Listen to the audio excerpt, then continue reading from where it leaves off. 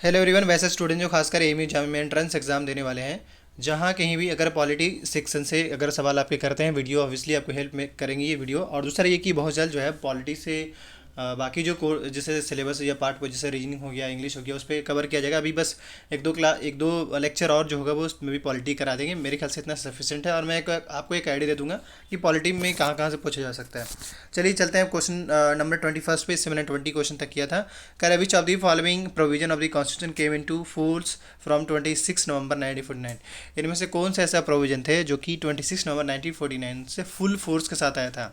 एक तो आपको पता ही है कि जो हमारा कॉन्स्टिट्यूशन जो है फुल फोर्स के साथ अडॉप्ट कभी गया था, सेम 26 नवंबर 1949 को ही किया गया था।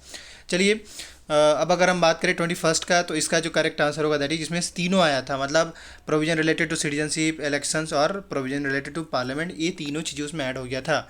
लेकिन ये चीज़ तब समझ में आएगा जब उसके डिटेल में पढ़ेंगे। तो वैसे करेक्ट आंसर होगा दैट इज सी होंगे।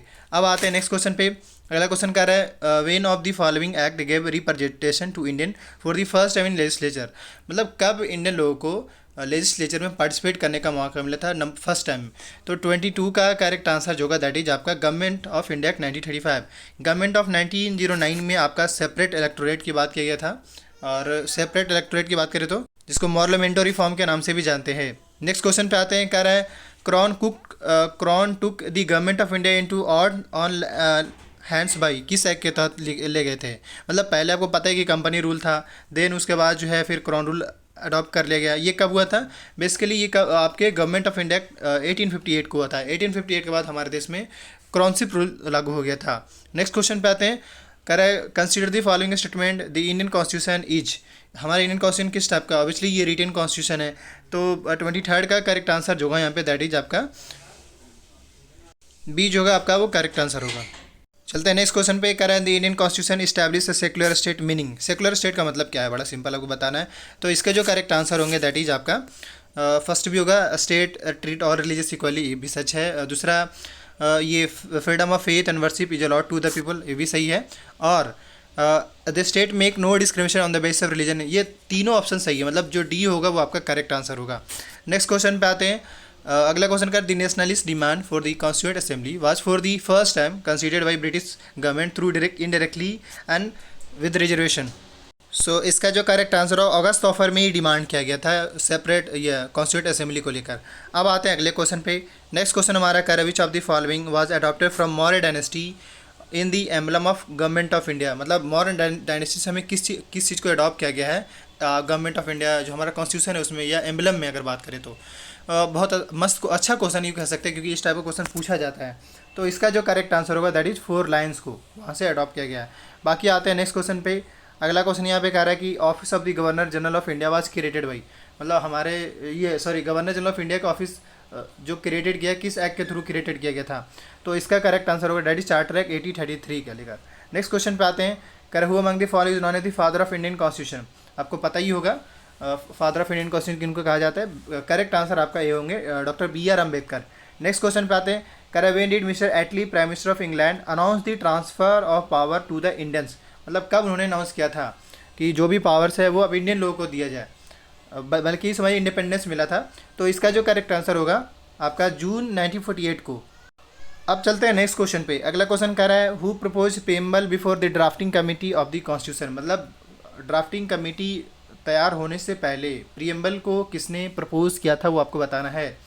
इंपॉर्टेंट क्वेश्चन है। आज यही प्रियम्बल यहाँ प्रियम्बल के नाम से, उससे पहले रेजोल्यूशन के नाम से, रेजोल्यूशन नहीं बल्कि किसी और नाम से आया था जो कि मैं भूल रहा हूँ यहाँ पे। प्रियम्बल से पहले मैंने किसी और नाम दिया गया था। आज के टाइम में हमारा प्रियम्बल पढ़ते हैं। तो इसका जो करेक्ट आंसर है दैट इज आपका जवाहरलाल नेहरू के द्वारा दिया गया था। नेक्स्ट क्वेश्चन पे आते हैं। कहाँ पे which of the following is correct regarding Indian constitution. इनमें से कौन सा ऑप्शन करेक्ट है इंडियन कॉन्स्टिट्यूशन के सबसे। कह रहे हैं it is completely based on British constitution. क्या ये सही है, मतलब ब्रिटिश कॉन्स्टिट्यूशन पूरी फुल्ली उस पर बेस है। हालांकि ये तो गलत है, सही लग रहा है। इट मेड वाली on the basis of government of India 1935। ये कहना चाह रहे हैं कि क्या 1935 के गवर्नमेंट एक्ट के बेस पे ही बनाया गया है। It is a mixture of several constitution, ये सही है। और इट इज़ ओरिजिनल।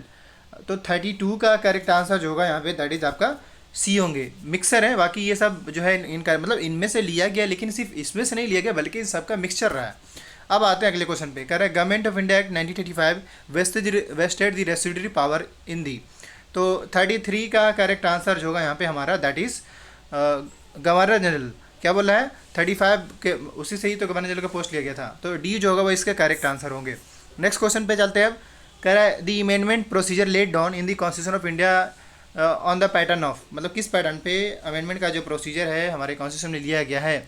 तो 34 का करेक्ट आंसर जो होगा यहाँ पे that is constitution of UK से लिया गया अमेंडमेंट को लेकर। नेक्स्ट क्वेश्चन पे आते हैं। कर the first session of constitute assembly was held in the, मतलब फर्स्ट सेशन कहाँ हेल्ड हुआ था, कब हेल्ड हुआ था, आपको पता ही है 9 दिसंबर 1946 को, लेकिन बात किया जा रहा है कि कहाँ हुआ था। तो 35 का करेक्ट आंसर होगा दैट इज़ दिल्ली में। नेक्स्ट क्वेश्चन पे आते हैं। करें यहाँ पे who among the following was the chairman of union constitution committee of the, मतलब आपको सिंपली चेयरमैन पूछ रहा है किसका, यूनियन कॉन्स्टिट्यूशन कमेटी का। तो बेसिकली इसका जो करेक्ट आंसर होंगे दैट इज आपका जवाहरलाल नेहरू। यहाँ से बड़ा सिंपल आपको माइनॉरिटी कमेटी का चेयरमैन किनको बनाया गया था वो आपसे पूछा जा सकता है। अब आते हैं अगले क्वेश्चन पे। करे हुए among the following was not a member of constituent assembly, इनमें से कौन कॉन्स्टिट्यूएंट असेंबली का मेंबर नहीं थे। नंबर 1 सरदार वल्लभ पटेल, आचार्य JB कृपलानी, लोक नारायण प्रकाश नारायण और के मुंशी। देखिए ये जो लोकनायक जयप्रकाश नारायण की बात करें तो 1970 के टाइम का इनका पीरियड रहा है, इंदिरा गांधी के टाइम में, तो यही इनकरेक्ट हो जाएंगे सी। नेक्स्ट क्वेश्चन पे आते हैं। करे who among the following is are the future of federal state, इनमें से कौन जो है फ्यूचर है फेडरल गवर्नमेंट के। तो 38 का करेक्ट आंसर जो होगा यहाँ पे दैट इज फर्स्ट होगा, power of central and state जो होगा वो बटा हुआ होता है और वही होंगे भी। नेक्स्ट क्वेश्चन पे आते हैं। करे हुआ the first foreign minister of free India, आज़ाद भारत के सबसे पहले फॉरेन मिनिस्टर किनको ये पोस्ट किनको मिला था। करेक्ट आंसर होगा दैट इज जवाहरलाल नेहरू। अब आते हैं नेक्स्ट क्वेश्चन पे। करे who among the following is a fundamental duty of citizen under the constitution of India, इनमें से कौन सा जो है फंडामेंटल ड्यूटी है हमारे अगर कॉन्स्टिट्यूशन ऑफ इंडिया के हिसाब से देखा जाए तो।